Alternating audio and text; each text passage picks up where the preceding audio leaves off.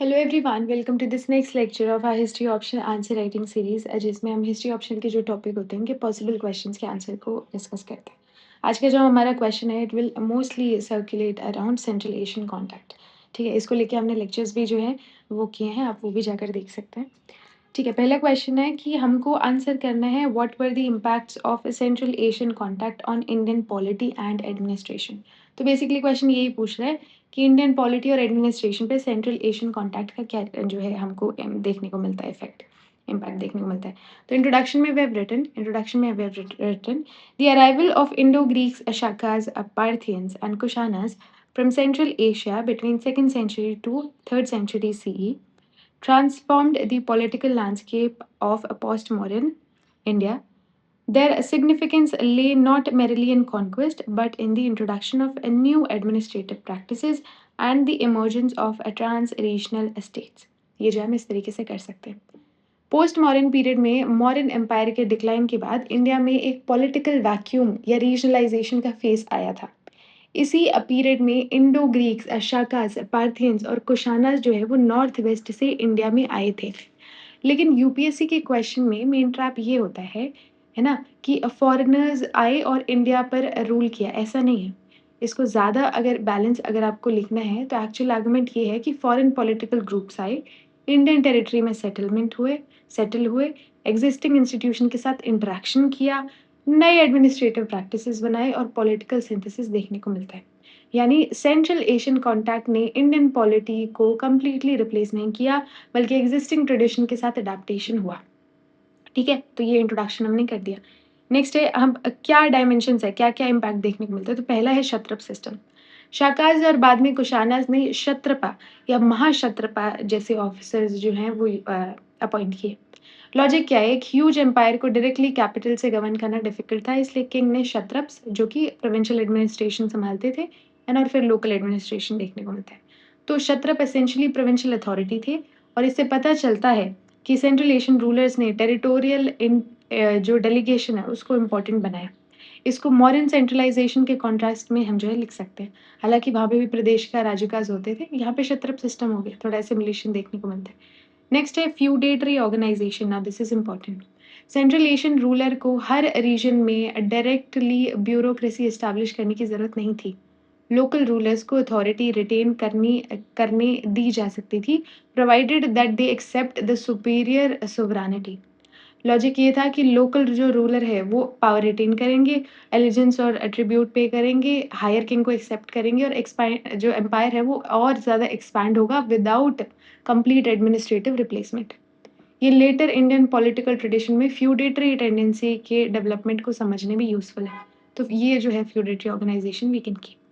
Decentralised imperialism. Modern model को generally strong central authority के लिए जाना जाता है ना। कुशान्स पॉलिटिकल स्ट्रक्चर कंपैरेटिवली ज़्यादा फ्लेक्सिबल था। क्यों? क्योंकि कुशान का जो एम्पायर है वो जोग्राफिकली एनॉर्मस था। सेंट्रल एशिया, अफगानिस्तान, गंधार, पंजाब वाले रीजन में इतने डाइवर्स रीजन को सेम एडमिनिस्ट्रेटिव टेम्पलेट से गवर्न करना प्रैक्टिकल नहीं था। इसलिए इंपीरियल सेंटर होता था, रीजनल अथॉरिटीज और फिर लोकल इंस्टीट्यूशन भी देखने को मिलता है। Now this is decentralised imperialism, we can write a point about this as well. Next है hereditary provincial offices. Hereditary kshatrap positions जो है वो ग्रेजुअली हेरिडेटरी टेंडेंसी में डेवलप करने लगी। यानी ऑफिस सिर्फ किंग के अपॉइंटेड ब्यूरोक्रेट्स का नहीं था, बल्कि लोकल अब जो पॉलिटिकल फैमिलीज हैं उनका इन्फ्लुएंस भी बढ़ने लगा। इसका कॉन्सिक्वेंस हुआ कि सेंट्रल अथॉरिटी डिक्रीज करी और जो रीजनल एरिस्टोक्रेसी है वो डेवलप होने लगी, और ये लॉन्ग टर्म में पॉलिटिकल फ्रेगमेंटेशन को भी इनकरेज कर सकता था। यहाँ एक इम्पॉर्टेंट एनालिटिक बैलेंस ये है कि central Asian administrative practice initially facilitated territorial control, but excessive regional autonomy could also weaken centralisation. ठीक है, मिलिट्री एरिस्टोक्रेसी, ये देखते हैं मिलिट्री एरिस्टोक्रेसी। ठीक है, सेंट्रल एशियन पॉलिटिकल कल्चर में वॉरियर एलिट्स का इंपॉर्टेंस बहुत है। सेंट्रल एशियन एनवायरनमेंट में open grassland, horse based mobility और कैवलरी वॉरफेयर देखने को मिलता है। इंडिया में भी फॉरेन रूलिंग ग्रुप्स के अराइवल के साथ में माउंटेड वॉरफेयर की इंपॉर्टेंस भी बढ़ने लगी। इसलिए पॉलिटी का कैरेक्टर सिर्फ एग्रेरियन ब्यूरोक्रेटिक नहीं था, बल्कि मिलिट्री एरिस्टोक्रेसी भी था। इसमें एक इंपॉर्टेंट ऑफिशियल भी होते हैं, मिलिट्री कमांडर होते हैं, उनके बारे में हमने लेक्चर में लिखा है, तो अगर आपको याद होगा तो you can just right it in the comment section. ठीक है, कैवलरी रेवोल्यूशन ये क्या है?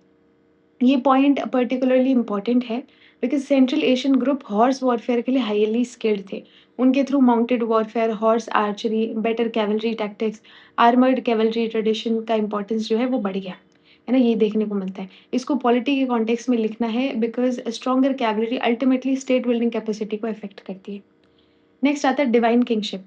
देवपुत्र जैसे कुशानाज़ रूलर ने जो है देखा हमने, है ना? कुशानाज़ रूलर ने देवपुत्र जैसे जो ग्रैंड टाइटल्स हैं यूज़ किए। इसका मीनिंग मतलब किंग पावरफुल सिर्फ़ पावरफुल नहीं था, पॉलिटिकल लॉजिक के साथ में रिलिजियस लॉजिक भी अप्लाई किया गया था, डिवाइन किंगशिप से भी एसोसिएट किया। है ना? कुशान रूलर्स के कॉइन्स और टाइटल्स में रूलर को एक्स्ट्राऑर्डिनरी स्टेटस देने की टेंडेंसी दिखती है। किंग्स ऑफ किंग्स, है ना? देवपुत्र, इससे जो है रॉयल लेजिटिमेसी स्ट्रेंथन होती है, स्पेशली डाइवर्स पॉपुलेशन के एम्पायर में। इंपीरियल कॉस्मोपॉलिटनिज्म, इसका क्या मतलब है? इसका मतलब है कि कुशाना एम्पायर एक सिंगल कल्चरल यूनिट नहीं था। इसमें इंडियन, ईरानियन, ग्रीक और सेंट्रल एशियन एलिमेंट्स इंटरैक्ट करते हैं।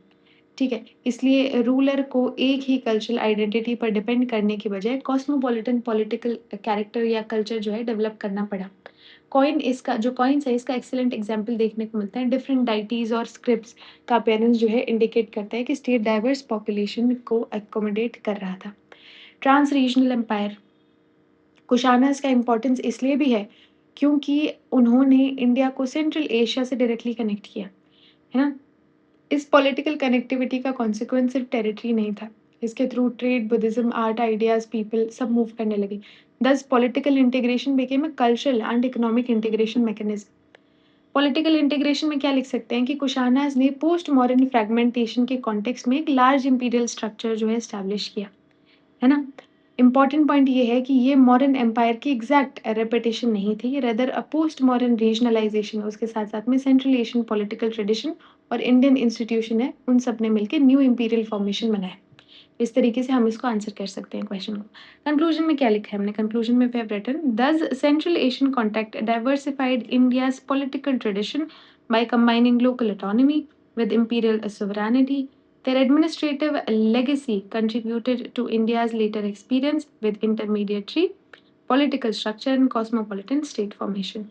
The period demonstrates that political change in ancient India was not isolated but emerged from sustained interaction across Eurasia. है ना? तो यहाँ पे क्या लिखा हुआ है कि सेंट्रल एशियन कॉन्टैक्ट ने इंडियन पॉलिटी को रिजिडली रिप्लेस नहीं किया, बल्कि नए एडमिनिस्ट्रेटिव, मिलिट्री और लेजिटिमेसी मैकेनिज्म जो है इंट्रोड्यूस किए। है ना? आज के पर्सपेक्टिव में हिस्टोरिकल लेसन ये है कि large political system survive not through uniformity alone but through institutional flexibility and accommodation of regional diversity. इस तरीके से हम इसको कंक्लूड कर सकते हैं। नेक्स्ट पॉइंट देखते हैं। नेक्स्ट पॉइंट है कॉन्ट्रीब्यूशन। नेक्स्ट क्वेश्चन है कि हमको कॉन्ट्रीब्यूशन बताना है of Indo Greeks, Shakas, Parthians and Kushanas. ठीक है, इनके कॉन्ट्रीब्यूशन बताने। तो इंट्रोडक्शन में क्या लिखेंगे?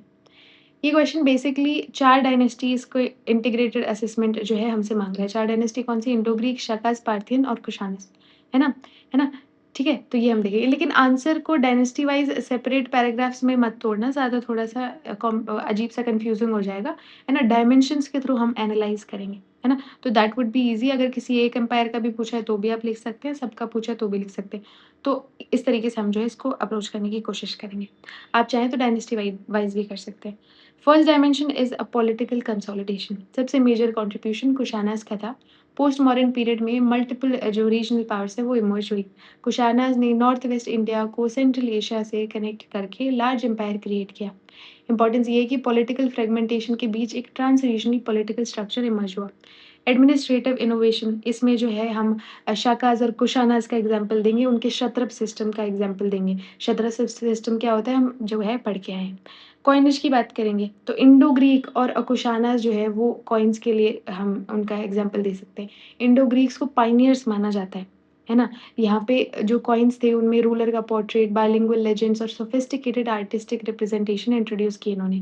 कुशानाज़ कॉइन और भी इंटरेस्टिंग है बिकॉज़ उन पर मल्टीपल रिलीजियस ट्रेडिशन के डाइटीज़ जो हैं अपीयर होते हैं। दस coin became economy, polity, religion और कल्चर का कंबाइंड सोर्स।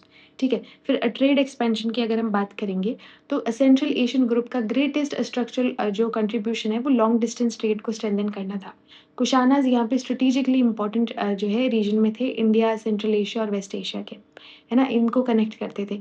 इससे इंडिया जो है वाइडर यूरेशियन इकोनॉमिक सिस्टम में इंटीग्रेट हुआ। रोमन कनेक्शन की अगर बात करें तो कुशानाज़ पीरियड में इंडिया का वेस्टर्न वर्ल्ड के साथ स्ट्रॉन्ग ट्रेड जो है एस्टैब्लिश हुआ। Indian luxury commodities western market तक पहुँची। रोमन गोल्ड कॉइन जो है और लिटरेरी आर्कियोलॉजिकल एविडेंस है, वो लॉन्ग डिस्टेंस जो कमर्शियल लिंक है, उसको इंडिकेट करते हैं। है ना? तो ये देखने को मिलता है। Buddhist patronage important Mahayana Buddhism को फ्लरिश करने में जो है हमको इनका कंट्रीब्यूशन देखने को मिलता है। ठीक है? कनिष्क का नाम जो है बुद्धिस्ट हिस्ट्री में स्पेशली इम्पोर्टेंट है। ट्रेडिशंस में बुद्धिस्ट पैट्रन के रूप में प्रेज़ेंट करते हैं कनिष्क को। ठीक है? महायान बुद्धिज़्म एक्सपेंशन फोर्थ जो बुद्धिस्ट काउंसिल है, बहुत सारे जो इम्पोर्टेंट जो हमको ये अश्वघोष, मंक्स जो देखने को मिले अश्वघोष, नागार्जुन, पारशी ये सब देखने को मिलते हैं, है ना? इनके कोर्ट में देखने को मिलते हैं। गांधारा आर्ट को लेके इनका जो है कंट्रीब्यूशन देखने को मिलता है। हेलेनिस्टिक टेक्निक को इंडियन बुद्धिस्ट थीम्स के साथ में सिंथेसाइज़ करना, है ना? वो देखने को मिलता है। कल्चरल एसिमिलेशन की इम्पोर्टेंट पैराडॉक्स ये है कि ये ग्रुप इंडिया में फॉरेनर के रूप में आए थे, बट इवेंचुअली फॉरेन ओरिजिन का मतलब ये नहीं कि परमानेंट फॉरेन आइडेंटिटी इन्होंने रखी। इन्होंने इंडियन टाइटल्स को अडॉप्ट किया, इन्होंने इंडियन रिलिजियस ट्रेडिशन को अडॉप्ट किया, लोकल लैंग्वेज और स्क्रिप्ट को अडॉप्ट किया और लोकल पॉलिटिकल कन्वेंशंस जो है फॉलो किए। Thus they became participants in Indian civilization, है ना? इनको इवन महाभाष्य में इनका मेंशन मिलता है, मनुस्मृति में इनका मेंशन मिलता है और हमको देखने को मिलता है कि इंडियन ब्राह्मणिकल सिस्टम में भी इनको प्लेस दी गई, ठीक है? कॉस्मोपॉलिटन कल्चर लेके आए, कुशानाज़ एज में डिफरेंट ट्रेडिशन कोएग्जिस्ट करते हैं, जैसे ग्रीक, इरानियन, सेंट्रल एशियन और इंडियन, इसलिए पीरियड को कॉस्मोपॉलिटन जो है कहना जस्टिफाइड है। ठीक है? तो ये कुछ जो है हमको इम्पैक्ट्स देखने को मिलते हैं, है ना?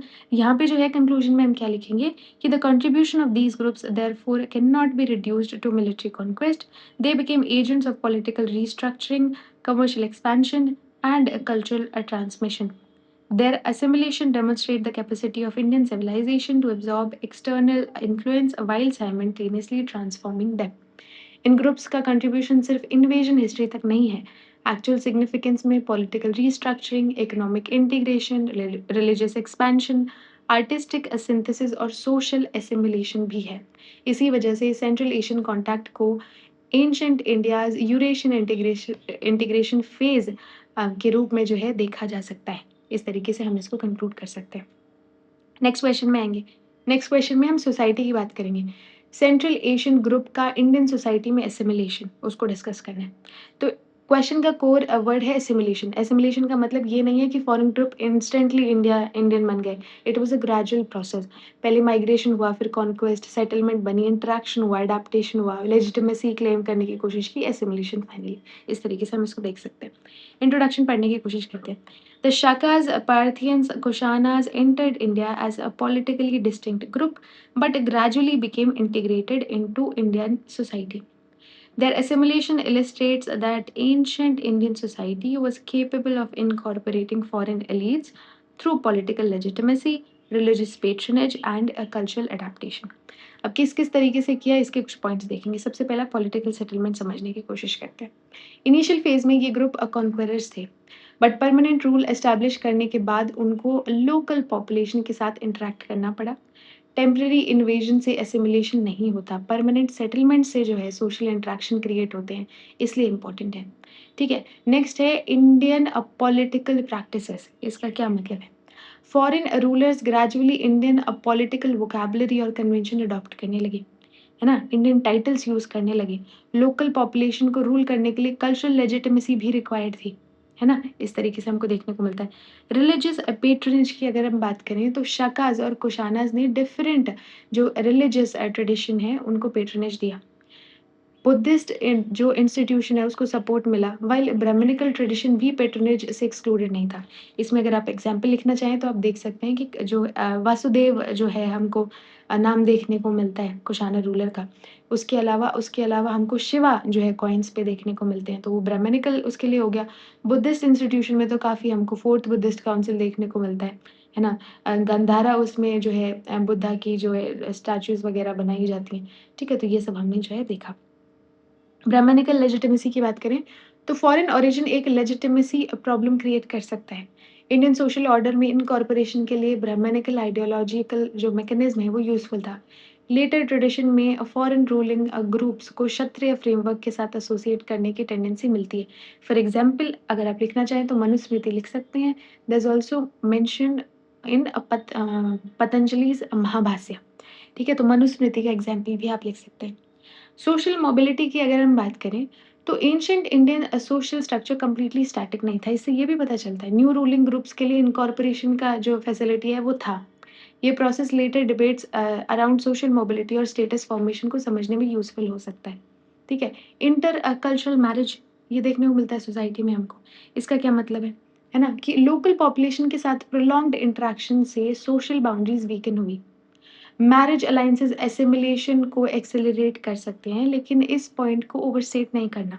डायरेक्ट एविडेंस क्योंकि लिमिटेड है इसके, लेकिन आप लिख सकते हैं। ठीक है? सपोर्टिंग फैक्टर के रूप में लिख सकते हैं।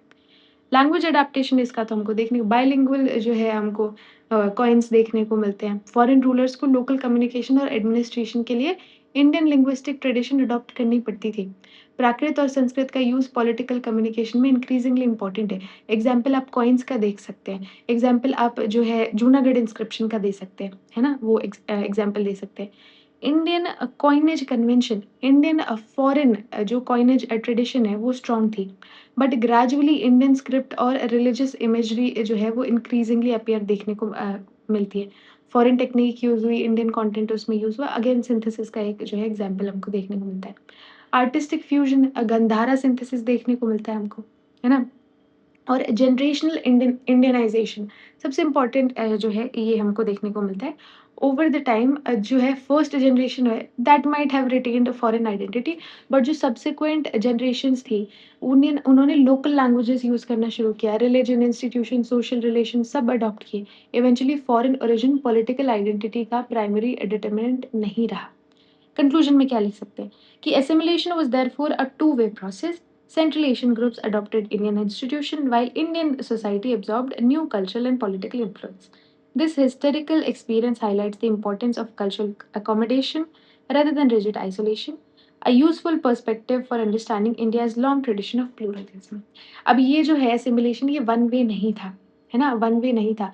कई तरीके से इंडियन जो जैसे भी सोसाइटी पॉलिटी इकोनॉमी थी उसने इंडो ग्रीक्स को या फिर ये जो सेंट्रल एशियन से जो एशिया से जो ग्रुप आए थे उनको वो किया और उन्होंने हमें अफेक्ट किया। तो एसिमिलेशन वन वे इंडियनाइजेशन नहीं था। ठीक है? इसी म्यूचुअल इंटरैक्शंस ने एंशिएंट जो इंडियन सिविलाइजेशन है उसको ज़्यादा डाइवर्स और कॉस्मोपॉलिटन बनाया। ठीक है? ये हमारा आंसर यहाँ पे कंप्लीट हो जाता है। नेक्स्ट जो क्वेश्चन है हमारा it talks about Kanishka's contribution to Buddhism and cultural integration. Kanishka centric जो है आंसर हमको लिखना है। ठीक है? तो इंट्रोडक्शन में क्या लिखा है? Kanishka the most celebrated Kushana ruler ruled over a strategically located empire connecting India with Central Asia. His reign became significant because political power, Buddhist patronage, and trans-regional trade combined to make Kushana's realm a major center of cultural interaction. Kanishka को समझने के लिए simple formula Kanishka is equals to political power plus Buddhist patronage plus silk route plus cultural connectivity. ये चारों points बहुत important है, ये हमने इंट्रोडक्शन में लिखा हुआ है। पॉलिटिकल पावर में कहाँ कहाँ से जो था कंट्रोल था उनका, है ना? तो सेंट्रल एशिया से इंडिया तक देखने को मिलता है। ठीक है? उसके बाद में Buddhist patronage, fourth Buddhist council, silk route जो है वो अवेलेबल इंक्लूडेड है और कल्चरल कनेक्टिविटी के लिए भी इनको जो है इनका कॉन्ट्रीब्यूशन माना जाता है। ठीक है? तो ये जो है हमको यहाँ पे देखने को मिलता है। अब इसी को जो है इंट्रोडक्शन में जो हमने लिखा उसको 10 पॉइंट्स में हम डिस्कस करेंगे। पहला पॉइंट है रॉयल पैट्रोनेज। लार्ज एम्पायर्स में मोनास्ट्रीज को पैट्रोनेज मिलने का मतलब था स्टेट रिसोर्सेज जो है वो रिलीजियस इंस्टीट्यूशन तक जाएँ, एजुकेशन और मिशनरी एक्टिविटीज़ में भी जाते थे।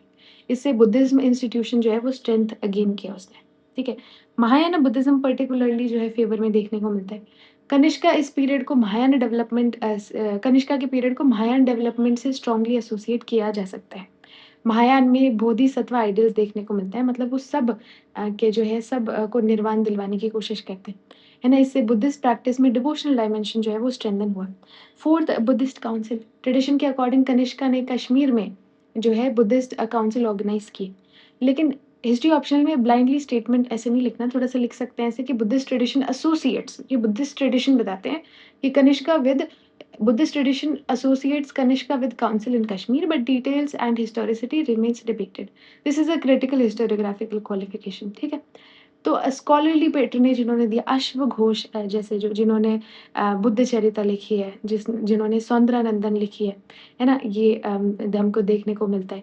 ठीक है, अश्वघोष जैसे स्कॉलर्स को ट्रेडिशनली कनिष्का के कोर्ट से एसोसिएट किया जाता है। अश्वघोष की एसोसिएशन जो है संस्कृत लिटरेचर के डेवलपमेंट में हाइलाइट करते हैं। बुद्धिस्ट लिटरेचर की अगर बात करें, तो कुशानाज़ एज में संस्कृत जो बुद्धिस्ट इंटेलेक्चुअल कल्चर है उसका एक्सपेंशन देखने को मिलता है। This indicates Buddhism increasingly entered elite literary and philosophical discourse. ठीक है, ये एक रीजन भी माना जाता है बुद्धिज्म के डिक्लाइन का। Central Asian expansion, Kanishka empire geographically ही बुद्धिज्म के एक्सपेंशन के लिए फेवरेबल था। जैसे इंडिया से गांधार सेंट्रल एशिया, तो बुद्धिज्म भी उस तरीके से फैलता गया। सिल्क रूट के थ्रू मर्चेंट्स, मंक्स वगैरह ये सब ट्रैवल करते थे, तो उस तरीके से भी हमको देखने को मिलता है। आर्टिस्टिक डेवलपमेंट देखने को मिलता है हमको गंधार और मथुरा आर्ट में। रिलीजियस प्लूरलिज्म देखने को मिलता है। कॉइन्स पर डिफरेंट रिलीजियस फिगर्स का अपीयरेंस इंपॉर्टेंट एविडेंस है ना? कुशाना पॉलिटिकल सिस्टम जो है डाइवर्स रिलीजियस कॉन्स्टिट्यूएंसीज को अकोमोडेट करता है। कल्चरल ब्रिज है between India and Central Asia, also to China as well. ठीक है, तो कंक्लूजन कैसे लिख सकते हैं? Kanishka's importance lies less in a single religious event and more in creating conditions for institutional, commercial, and cultural connectivity. His reign demonstrates how imperial network could transform a regional religion into a wider trans-Asian intellectual tradition.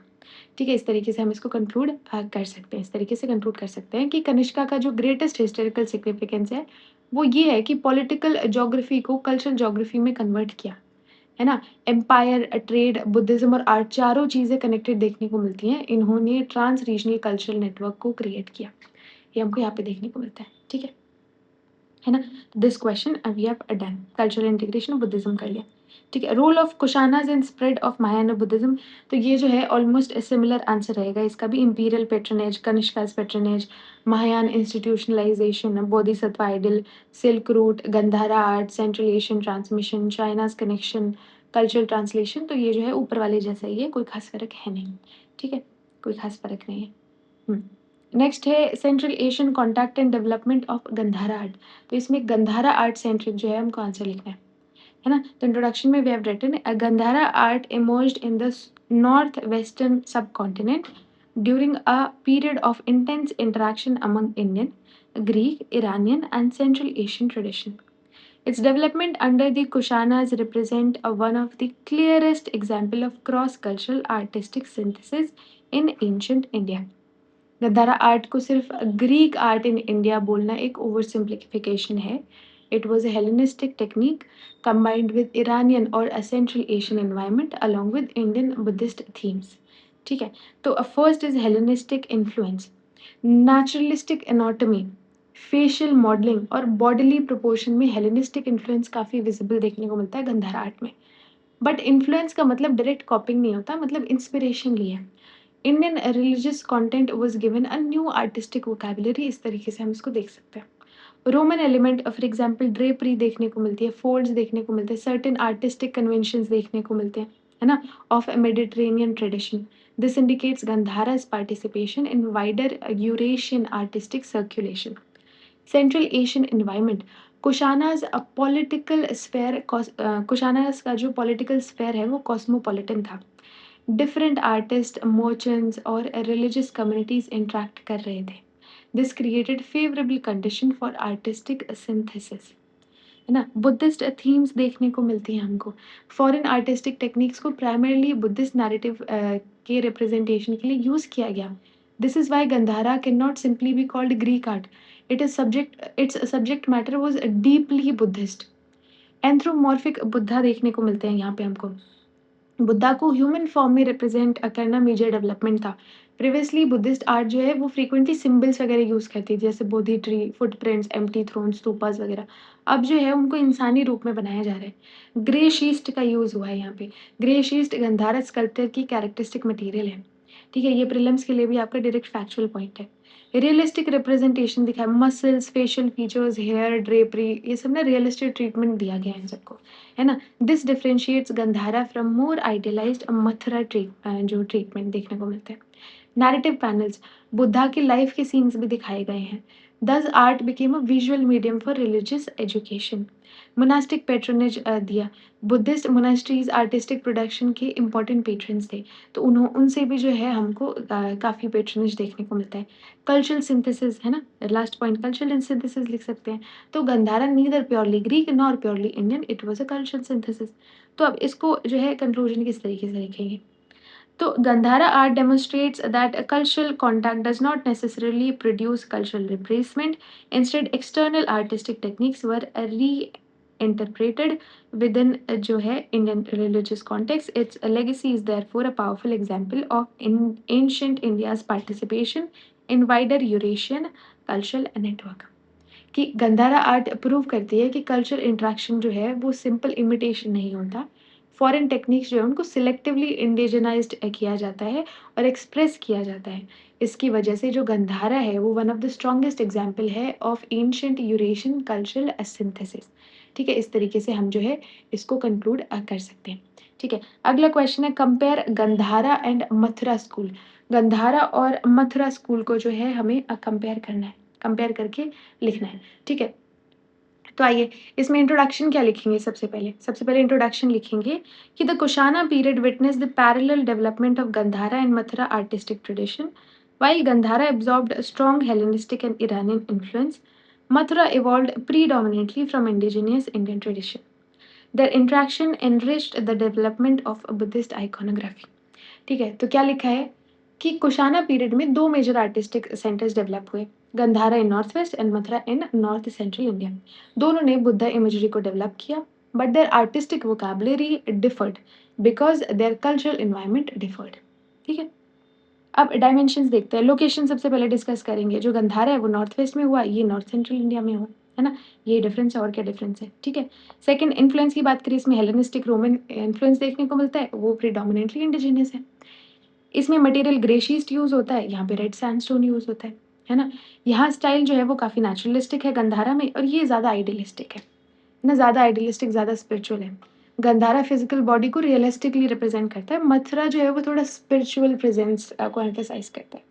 अगर गंधारा में drapery देखें तो robes जो है उनमें heavy fold दिखता है, मथुरा में वेरस कंपैरेटिवली लाइटर और इंडियनाइज्ड फोल्ड देखने को मिलता है।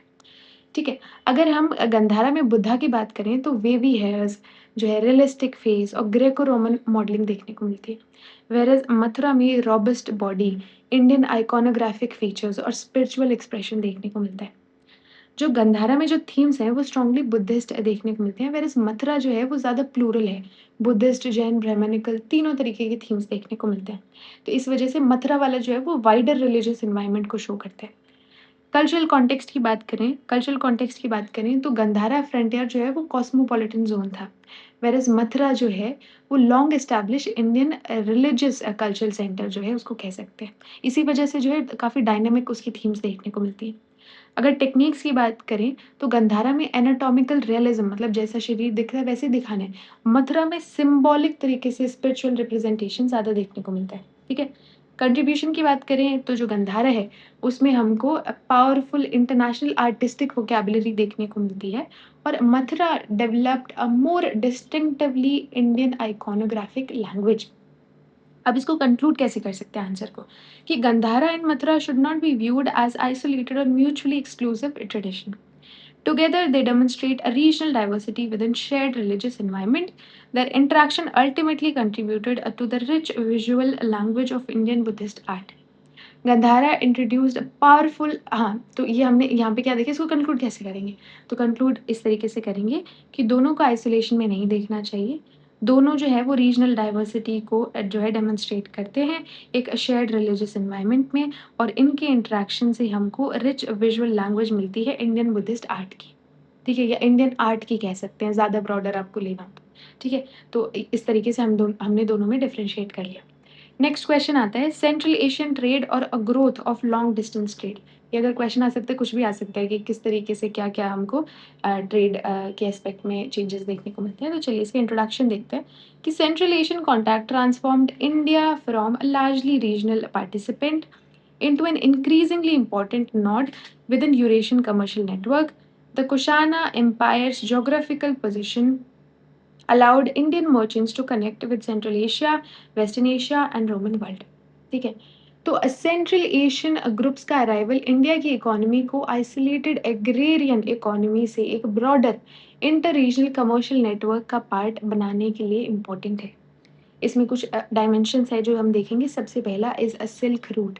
कुशाना जो टेरिटरी है वो सिल्क रूट के क्रूशियल सेगमेंट के पास था, इसलिए इंडिया जो है directly central Asia trade network का पार्ट बन गया, उससे कनेक्ट हो गया। ठीक है, इस तरीके से सिल्क रूट का इंपॉर्टेंस देखने को मिलता है। स्ट्रेटेजिक ज्योग्राफी, यहाँ पे जो ये सेंट्रल एशियंस हैं, ये ज्योग्राफिकली ब्रिज पोजीशन पर लाई करते थे, Central Asia, west Asia, India. This gave them commercial advantage. Roman trade यहाँ से होती थी, इंडियन गुड्स जो है वो वेस्टर्न मार्केट्स तक पहुंच रहे थे। ट्रेड का इफेक्ट एलीट कंजम्पशन और अर्बन इकोनॉमीज पर भी पड़ा। गोल्ड का इन्फ्लो देखने को मिलता है। रोमन जो गोल्ड है, गोल्ड कॉइन्स है, find suggested substantial trade interaction. इसकी वजह से प्रेशियस मेटल सर्कुलेशन का जो है हमको यहाँ पे एविडेंस देखने को मिलता है। मोनेटाइजेशन, ज़्यादा कमर्शियल एक्टिविटी होगी तो ज़्यादा रिक्वायरमेंट होगी कॉइनेज की, है ना? तो यहाँ पे कुशानास के जो कॉइन है वो एक्सटेंसिव थे, दस इकोनॉमी इंक्रीजिंगली मोनेटाइज्ड हुई। अर्बनाइजेशन बढ़ा, जैसे तक्षशिला, मथुरा, पुरुषपुर यानी कि पेशावर जैसे सेंटर्स जो हैं वो कमर्शियली इंपॉर्टेंट हुए। उसके अलावा मर्चेंट कम्युनिटीज बनी। मर्चेंट सिर्फ कमोडिटीज एक्सचेंज नहीं करते थे, दे फाइनेंस रिलीजियस इंस्टीट्यूशन टू, है ना? तो मर्चेंट वेल्थ बनी, तो मोनास्ट्री का पैट्रनेज बढ़ा। कल्चरल ट्रांसमिशन देखने को मिलता है। कारवा ट्रेड, ओवरलैंड कारवा जो है वो सेंट्रल एशियन रूट्स पर मूव करते थे। These routes linked distant markets, है ना? नेक्स्ट हम आएँगे तो कल्चरल एक्सचेंज देखने को मिलता है, रिलीजियस, स्क्रिप्ट, आर्टिस्टिक मोटिव्स ये सब एक्सचेंज हुए। एक इकोनॉमिक इंटीग्रेशन वाला माहौल बनता है। India became a part of larger Indo Eurasian commercial system. ठीक है, ये हमको देखने को मिलता है। कंक्लूड कैसे करें आंसर को? कंक्लूजन में वी कैन राइट कि central Asian contact thus expanded the geographical scale of Indian commerce. More importantly, it created a durable relationship between trade, urbanization, and cultural mobility, a pattern that remains central to understanding of India's historical position in Eurasian network. इस तरीके से हम इसको conclude कर सकते हैं। ठीक है, next question will be particularly ये क्या नाम है, focused on silk route as an instrument of economic and cultural exchange. तो इसमें भी आई बिलीव जो है हमने सारे पॉइंट्स ऐसे डिस्कस कर लिए हैं। कमर्शियल नेटवर्क कैसे होता है कि सिल्क वो मर्चेंट्स वगैरह मूव करते हैं, वहाँ से ट्रेड होता है ना? कारवांस मूव करते हैं, मंक्स मूव करते हैं, तो रिलीजन वाले उसमें हो गया, है ना? उसकी वजह से किस तरीके का कपड़े लोग पहनते हैं, क्या खाते हैं, वो सब चीज़ें एक्सचेंज होती है। तो इट इज़ मॉनेटरी एक्सचेंज होता है जो कि हम डिस्कस कर चुके हैं, है ना? तो ये इट इज़ मोर और लेस द सेम आंसर। तो ये जो है आप खुद के उसे लिख सकते हैं। पॉइंट्स जो कीवर्ड्स हैं वो ऑलमोस्ट सेम ही रहेंगे। ठीक है। नेक्स्ट क्वेश्चन हमारे पास में आता है, Kushanas period as a cultural synthesis कर चुके हैं, है ना? कर चुके हैं। रिलिजियस प्लूरलिज़्म देखने को मिलता है, बुद्धिस्ट पैट्रनेज, महायान का वो पॉलिटिकल कॉस्मोपॉलिटन वो देखने को मिलता है हमको। Mathura art, Gandhara art, coinage language ये सब देख सकते हैं, सेम चीज़ है ना? तो आप लिख सकते हैं ये, है ना? Coins as the evidence of Central Asian cultural interaction. Coins किस तरीके से एविडेंस बन सकते हैं सेंट्रल एशियन इंटरेक्शन के? ठीक है, तो इस पे थोड़ा सा देखते हैं, इसको थोड़ा सा अच्छे से समझने की कोशिश करते हैं, बहुत आसान है। इंट्रोडक्शन देखते हैं। Coins are among the most valuable archaeological sources for understanding Central Asian presence in India. Indo-Greeks, Shakas, and Kushanas, coinage reveals not merely economic activity but political legitimacy, religious pluralism, and cultural assimilation. ठीक है, तो coins unique हैं because they simultaneously contained information about ruler, economy, religion, language और ideology. इसलिए Central Asian contact को understand करने के लिए numismatics extremely important है। फर्स्ट तो पोर्ट्रेट देखने को मिलता है किंग का। इंडो ग्रीक कॉइन्स पर रूलर की रियलिस्टिक पोर्ट्रेट मिलती है। This reflects Hellenistic numismatic tradition. Bilingual legends देखने को मिलते हैं। ग्रीक और रोमन इन जो ग्रीक और जो इंडियन स्क्रिप्ट है उनका को एग्जिस्टेंस देखने को मिलता है। ठीक है, पॉलिटिकल लेजिटिमेसी, कॉइन रूलर की अथॉरिटी को जोग्राफिकली स्प्रेड करते हैं। Every coin became a miniature statement of sovereignty. ठीक है, नेक्स्ट है रिलीजियस इमेजरी देखने को मिलती है वहाँ पे, डाइटीज जैसे शिवा देखने को मिलते हैं, है ना? बुद्धा देखने को मिलते हैं, ये सब देखने को मिलते हैं। कल्चरल प्लूरलिज्म, हर Brahmanical system, Buddhism, Jain, Iranian, है ना? इन सब के जो है हमको मोटिव्स देखने को मिलते हैं। रॉयल टाइटल्स जैसे देवपुत्रा, किंग ऑफ किंग्स, ऐसे रॉयल टाइटल्स देखने को मिलते हैं। लार्ज स्केल कॉइनेज ऐसे पता चलता है कि मॉनेटरी ट्रांज़ैक्शन कहाँ-कहाँ तक हो रहा था, ट्रेड कनेक्शन कहाँ-कहाँ तक था। इवन क्रोनोलॉजी भी देखने को मिलती है, डायनेस्टिक सीक्वेंस देखने को मिलता है, ठीक है? और एसिमिलेशन में हम लिख सकते हैं कि इंडियन स्क्रिप्ट और रिलिजियस इमेजरी का इंक्रीजिंग यूज़ डेमोन्स्ट्रेट करता है एडैप्टेशन को। यही है कॉइन में और कुछ नहीं है। तो किस तरीके से कंक्लूड करें कि the central Asian coinage therefore acts as a miniature archive of political and cultural history. Its value lies in simultaneously revealing economy, kingship, religion, and cultural interaction, making numismatics indispensable for reconstructing post-modern India. ठीक है, इस तरीके से हम इसको conclude कर सकते हैं, है ना? नेक्स्ट क्वेश्चन है Central Asian rulers and India's interaction with Roman world. तो ये तो आई बिलीव हम कर चुके हैं, monetization, urban growth, port linkage, हाँ ये सब हम कर चुके हैं, ठीक है। तो this question also we discussed. Shakas और Kushanas as agent of Indianisation, ये भी हम जो ओवरऑल हमने जो देखा था ना उसी का है, सेम आंसर ही होगा, कुछ खास चेंज नहीं होगा, ठीक है। तो this also we have done.